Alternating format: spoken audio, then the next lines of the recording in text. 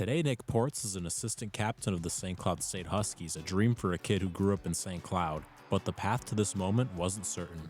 I think when I kind of found out like Division I was an option was probably outside of high school. I wasn't super highly recruited in high school. Kind of took a different path than some people. Out of high school, he didn't have a lot of interest by college teams. He did have one Division III school that was interested in him coming and play for them right away. He just said, I'm going to go try the junior route and see what happens. So he went to a tryout camp up in Cloquet at the Wilderness, ended up making that team.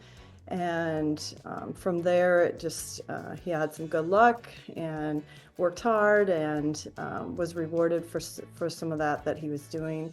Nick spent 2 years at North Dakota before entering the transfer portal and decided to come home. That was always the dream. I think that's definitely where I wanted to play. I went to every game. That was the goal, I think, for me most of my life was to be a Husky. Yeah, we started taking him to games probably when he was a baby. So my parents had season tickets back when the Huskies played at the MAC, so we brought him to games. We remember doing the skate with the Huskies and autographs, and he wanted all of that. One of the big things when he was growing up, they had the trading cards for the Husky players. And we absolutely had to get to the game early when they were giving those out. Nick's teammates and coaches have raved about his ability to be a leader on and off the ice.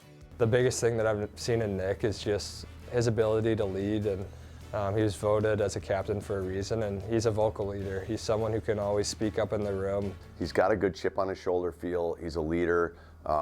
He's not afraid to push other guys and push himself.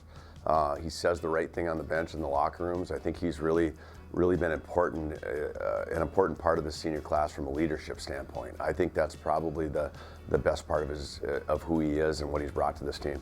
And he leads by example, but he also can say the right things at the right time, and has good feel for that. He's a pretty humble guy.